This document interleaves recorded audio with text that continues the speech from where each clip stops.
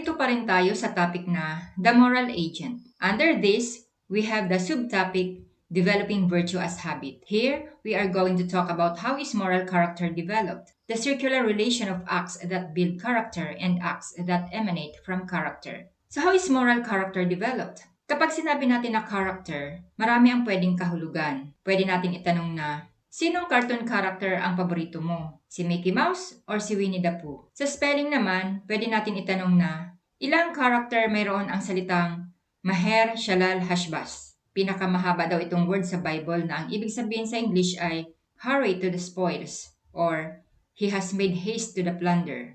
But, etymologically, the term character comes from the ancient Greek term karakter, which initially referred to the mark impressed upon a coin. The term character later came to refer more generally to any distinctive feature by which one thing is distinguished from others. Along this general line, in contemporary usage, character often refers to a set of qualities or characteristics that can be used to differentiate between persons. It is used this way, for example, commonly in literature. In philosophy, however, the term character is typically used to refer to the particularly moral dimension of a person. For example, Aristotle most often used the term ethe for character, which is etymologically linked to ethics and morality. So, how is moral character developed? Let me start my discussion about this by quoting some passages in the Gospel of St. Matthew.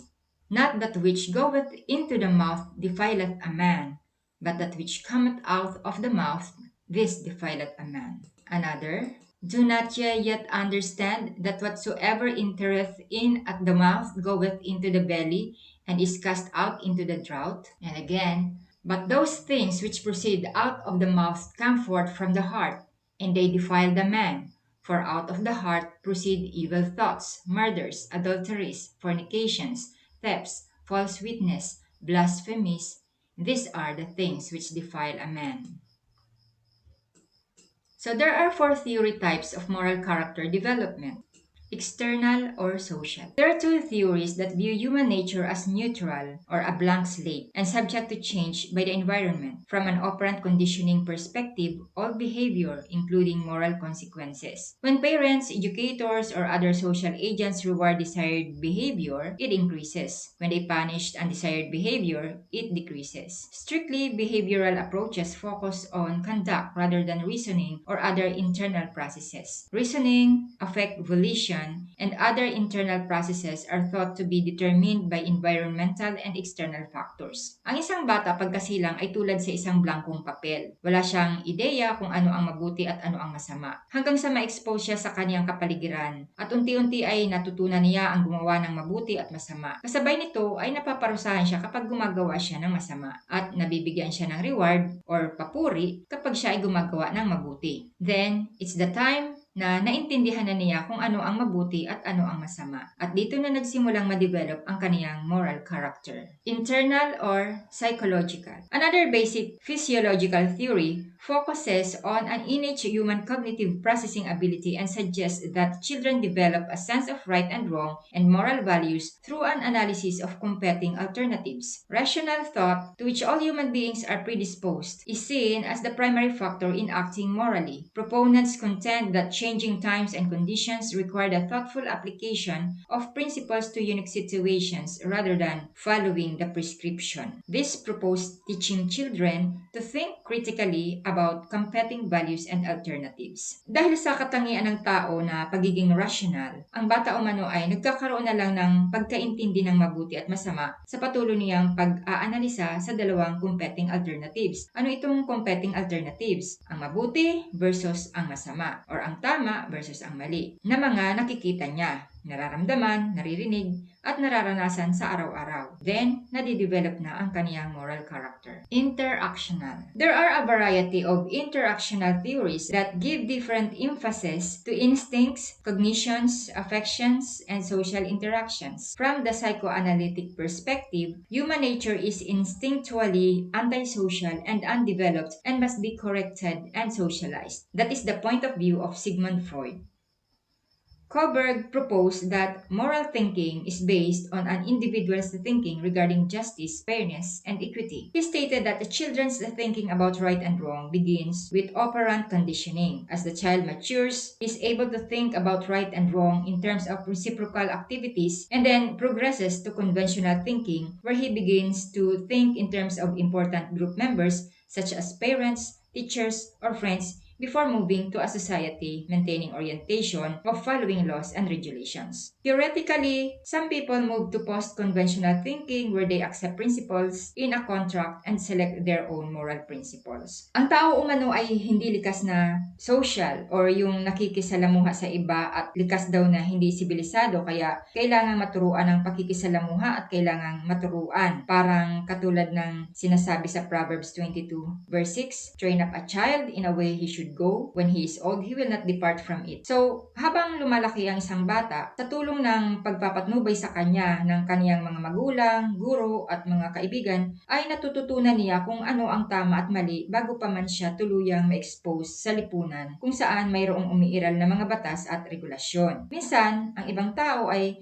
kailangan pa munang mahubog or magkaroon ng hugis, mamold na mabuti ang isipan bago pa siya tuluyang magkaroon ng moral character. Personality or virtue. A final theoretical category is labeled the virtues approach. Proponents see virtues as combining natural predispositions and interactions with the environment that involve both reflection and commitment to moral values and behavior. As personality constructs, virtues are habitual ways of thinking, feeling, committing, and acting that reflect moral character. Erikson and Blasey suggest that virtues are the dominant aspect of moral identity. Meron umano tayo ng natural na tendency. Ngayon sa ating exposure sa kapaligiran, ay nagkakaroon tayo ng pagmumuni-muni at commitment sa moral values and behavior. Kapag nagsama iyan, ay nabubuo ang personality. At kapag ang mabuting asal ay palaging ginagawa, mabubuo ang moral character. Magkakaiba-iba man na teorya yan tungkol sa development of moral character, iisa pa rin ang kauuwian. Parang katulad lang yan ng tanong na, alin ang nauna, itlog o manok? Ang tao na na-expose sa kanyang kapaligiran, naka-adapt or nakakuha ng mga masama at mabuting nariyan, ito ang bumuo ng kaniyang pagkatao. And then, mula sa tao, lumabas ang mga nakolekta niya sa kaniyang kapaligiran at bumalik ang mga ito sa kapaligiran. Kaya kung maraming mabuti siyang nakolekta sa kaniyang kapaligiran,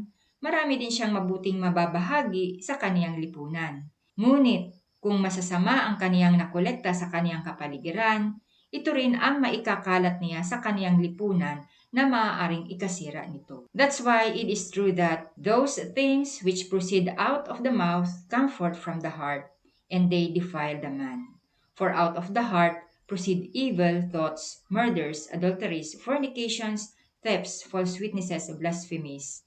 These are the things which defile a man. Si Lawrence Kohlberg ay merong inintroduce na 6 na stages ng moral development. At ito'y hinati niya sa 3. Ang una ay tinawag na pre-conventional level, pangalawa, conventional level, at pangatlo ay post-conventional level. Sa pre-conventional level ay naroroon ang Stage 1 at Stage 2. So, this is the earliest period of moral development. It lasts until around the age of 9. At this age, children's decisions are primarily shaped by the expectations of adults and the consequences for breaking the rules. So, Stage 1 is obedience and punishment orientation or merit and demerit orientation.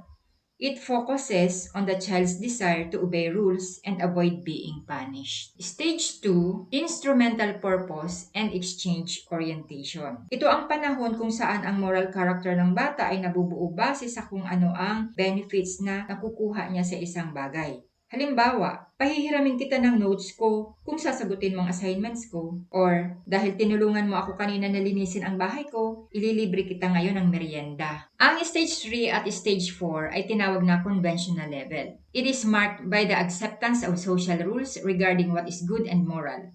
During this time, adolescents and adults internalize the moral standards they have learned from their role models and from society. This period also focuses on the acceptance of authority and conforming to the norms of the group. So, Stage 3 is called the good boy or nice girl orientation. Children want the approval of others and act in ways to avoid disapproval. The emphasis is placed on good behavior and people being nice to others. Stage 4 is called law and order orientation. At this stage of moral development, people begin to consider society as a whole when making judgments. The focus is on maintaining law and order by following the rules, doing one's duty, and respecting authority. Post-conventional level. At this level of moral development, people developed an understanding of abstract principles of morality. The two stages of this level are stage 5, the social contract orientation. The ideas of a social contract and individual rights cause people in the next stage to begin to account for the differing values, opinions, and beliefs of other people. Rules of law are important for maintaining a society, but members of the society should agree upon these standards.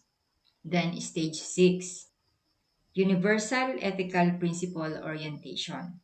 At this stage, people follow these internalized principles of justice, even if they conflict with laws and rules.